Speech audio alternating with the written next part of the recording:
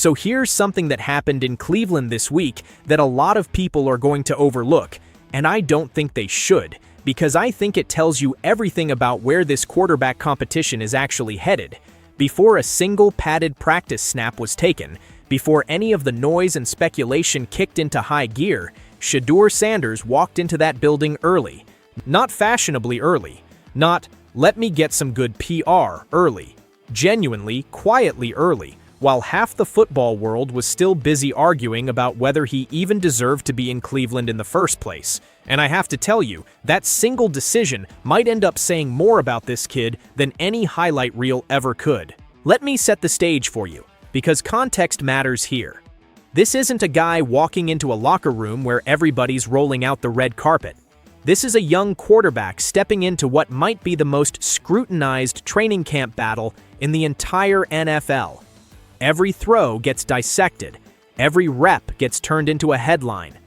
Every single mistake gets clipped, captioned, and blasted across the internet before he's even made it back to the huddle. And he knows it. He knows there are people actively rooting for him to fall flat on his face. He also knows there's a massive chunk of the fan base that feels like he never got a real shot under the old coaching staff.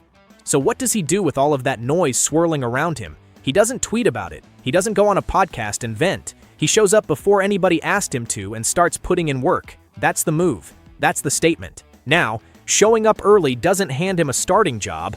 I want to be clear about that, because I'm not going to sit here and pretend this is some kind of coronation, but it tells you something about the mindset of a player who understands that respect isn't given to you in this league. It's earned in the building, in the meeting rooms, on the practice field, long before kickoff on a Sunday. And that's a mentality shift worth paying attention to. Here's where it gets really interesting to me, though. It's not just about Shedeur showing up early. It's about who's watching him show up and how that person is choosing to talk about him.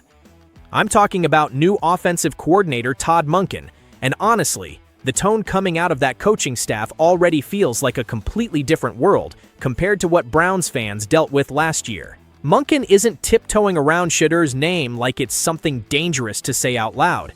He's not hiding him inside vague talk about the quarterback room like he's some abstract concept instead of an actual human being competing for a job. When somebody brings up the quarterback battle, Monken brings up Shedeur. Directly. By name. He talks about the competition like it's real, like every guy in that room is going to get a legitimate look once things ramp up. And look, that might sound like a small thing to you. It might sound like basic, standard-issue coaching talk. But if you were paying attention to Cleveland last season, you know it wasn't that simple. Under Kevin Stefanski, there were entire stretches where it felt like Shedeur's name had basically become unspeakable. Reporters would ask direct questions. Fans wanted direct answers. And what did they get instead? Broad, safe, corporate non-answers about the process, and the room, and the plan, with barely a mention of what Shedeur specifically was doing well or doing poorly. It created this weird sensation where the guy was physically present in the building but almost invisible in every conversation about the team's future, and when fans tried to figure out how he was actually progressing, there was nothing to grab onto. Just silence. And that silence, in my opinion, became its own controversy. Nobody was demanding Stefanski hand him the keys to the franchise. Nobody expected the entire offense to be built around an unproven rookie before he'd earned it. But there's a real difference between shielding a young player from unnecessary pressure and acting like he barely exists. That kind of silence breeds suspicion. It makes people start wondering if the decision had already been made behind closed doors before Shedeur ever got a fair look. The less Stefanski said his name, the more Browns fans convinced themselves something was being hidden from them. Monken is running this a totally different way, and I think it's the right way. He's not scared of the attention that comes attached to Shedeur Sanders. He knows the questions are coming no matter what, so instead of dodging them, he leans in and answers them directly. He talks about what actually separates these guys once the pads go on. He understands that competing in shorts and air is a completely different animal from competing with real bodies flying at you. And most importantly, he's treating Shedeur like a player being genuinely evaluated, not like an uncomfortable subject he has to tiptoe around in front of the cameras. For a young player who's been living under a microscope his entire career, That alone can change everything. Because here's the thing about young quarterbacks under this kind of pressure. They need more than reps. They need clarity. They need to know exactly what's being judged and what it's going to take to move up that depth chart. And from what I'm seeing, Monken's comments suggest Shedeur is finally going to get that clarity in a system where what happens on the grass actually determines what happens on the depth chart. Here's something else worth knowing about how this staff operates. One offensive assistant who worked closely with Monken years ago in Tampa described the experience almost like a re-education in football. Being around Monken forced him to drop his own rigid ideas and actually adapt and grow from being around unique, talented players instead of forcing everybody into one box. That kind of open-minded approach, letting a player's natural strengths shape the plan instead of jamming him into a system that doesn't fit, is exactly the environment that could benefit somebody like Shedeur, who plays with such an instinctive style. Now, let's talk about what happens next, because this is where the real story begins. There's no guarantee here. I'm not telling you Shedeur is walking into a golden path where everything is set up for him to succeed. This competition is going to be brutal, and there's no promise he rises to the top of it.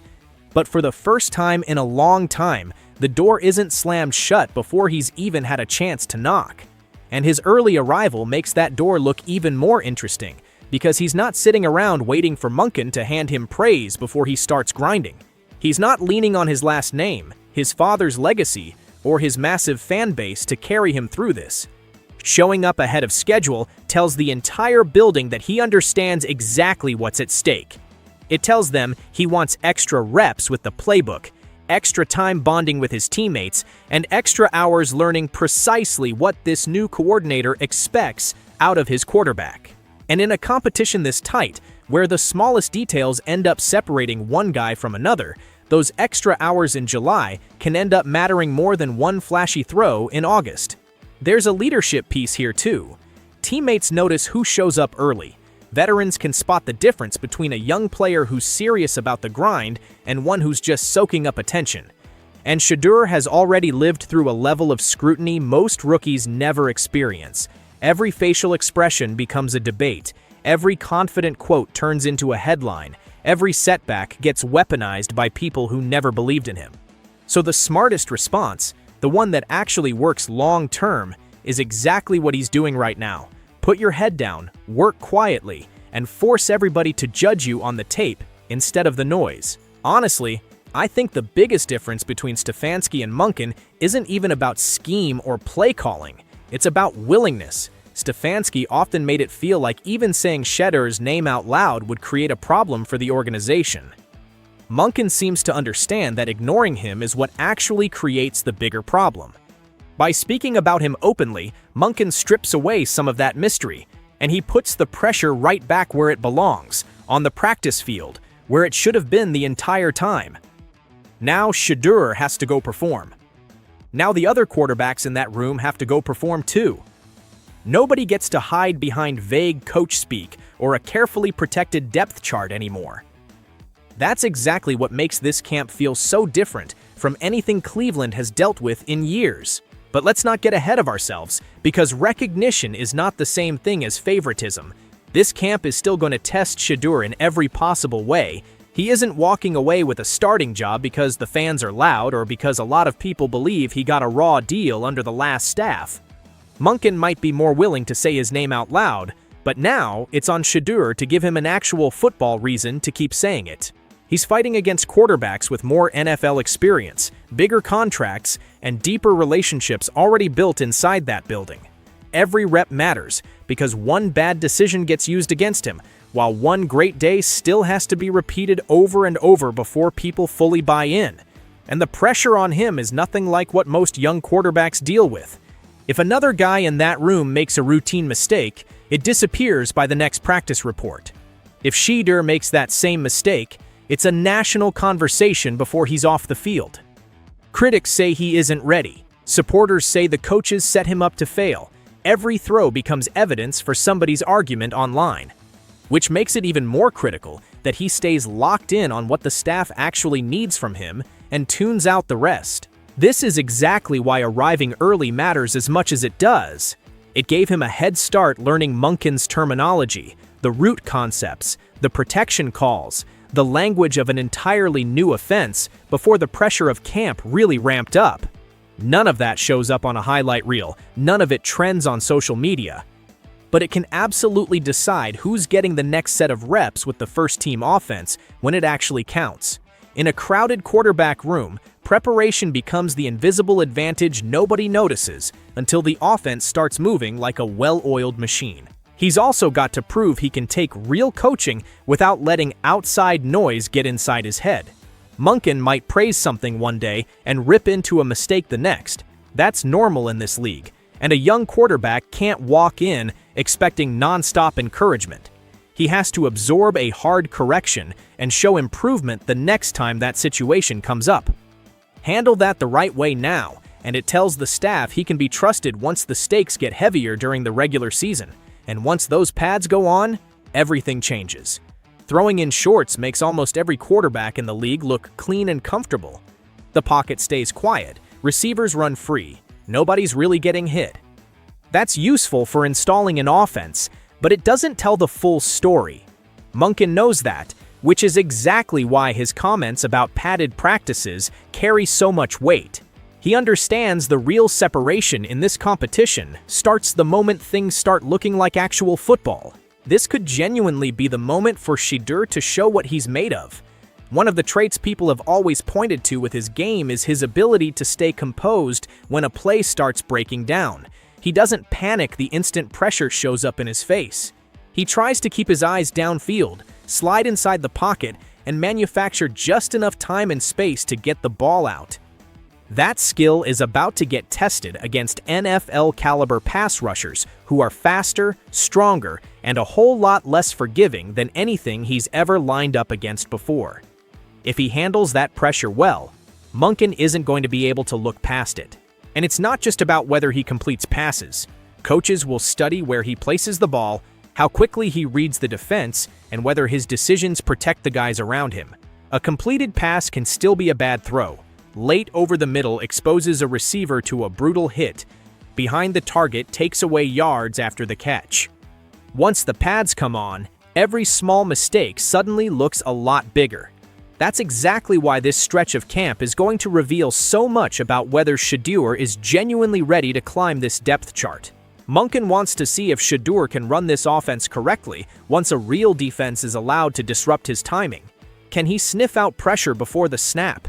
Can he adjust protection on the fly? Can he get the ball out before a clean pocket collapses into chaos? Those details decide whether a young quarterback earns real trust, not the flashy throws that go viral for a day and get forgotten by the weekend. There's also a maturity test buried in all of this. Young quarterbacks often think the one big throw wins them the job, but coaches are usually just as locked in on the boring, simple decisions. A quick 5-yard completion delivered on time can matter more than forcing a 50-yard bomb into double coverage. Monken is going to be watching closely to see if Shedeur understands when it's time to attack downfield and when it's time to simply live for the next snap. And listen, this is where a fresh start under a new coordinator could genuinely work in his favor. Under the old regime, it felt impossible to know exactly what Shedeur needed to change to move up the ladder. Fans got vague statements and never a clear sense of how he was actually being evaluated. Now, with a coach willing to explain that padded practices are where the real evaluation happens, Shedeur at least has a visible standard to chase. But a clear standard is not an easy standard, and I need you to hold on to that. Monken isn't going to reward him for showing up early if the huddle looks confused and the offense can't get lined up correctly. He's not going to overlook blown reads just because a huge chunk of the fan base is rooting for the kid to succeed. Shedeur has to prove that all that early preparation is actually translating into results on the field. The plays have to come out on time. The ball has to go to the right target. The offense has to stay organized around him. If he can string that together consistently, Monken is going to have a genuinely strong reason to hand him more meaningful reps. And once that happens, things can shift fast.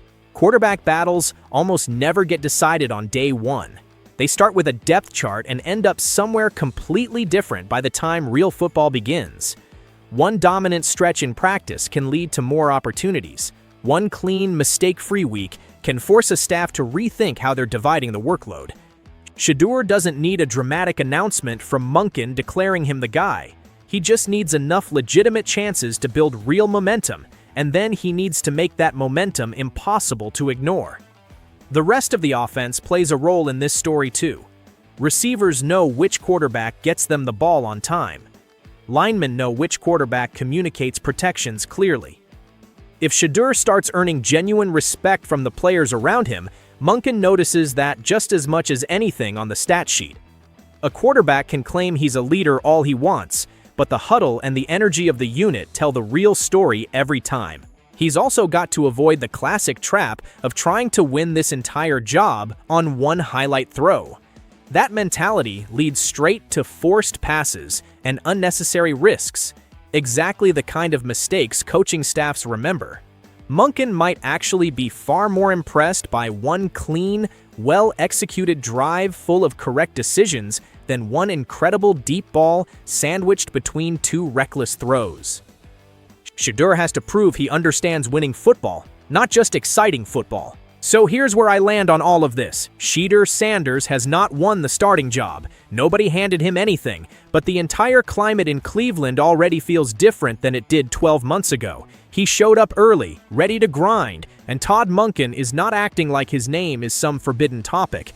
After a full season of vague answers and uncomfortable silence under Kevin Stefanski, Shedeur is finally being talked about like a legitimate part of this competition. That doesn't mean the road gets easier. If anything, the pressure might be even greater now, because the door is officially open and he can no longer say he was ignored or denied a fair shot. He has to prove he belongs through his preparation, his command of the offense, and how he responds once the hitting gets real. He got there before almost everybody else, because he understands how fast a career in this league can turn. One strong week can earn more reps. One clean practice can shift how the staff views the entire depth chart. Shedeur doesn't need a favor from Todd Monken. He needs a genuinely fair shot to make this decision as uncomfortable as possible for everybody involved. And based on everything coming out of that building right now, it looks like Monken is actually willing to give him exactly that. So now the real question shifts to the organization itself. If Shedeur keeps showing up early, keeps absorbing everything this new system is throwing at him, and starts flat out outplaying the quarterbacks currently ahead of him on paper, does Cleveland actually let the best player win the job? Or do old contracts, old plans, and old reputations still end up controlling the final decision anyway? That's the question hanging over this entire training camp, and I don't think we're going to know the real answer until the pads come off and the roster gets finalized. Do you think Todd Monken is finally going to give Shedeur Sanders the honest, transparent opportunity that Kevin Stefanski never seemed willing to give him? Or has Cleveland already made up its mind about who it wants under center? I'll be tracking every single update on this quarterback battle as it develops.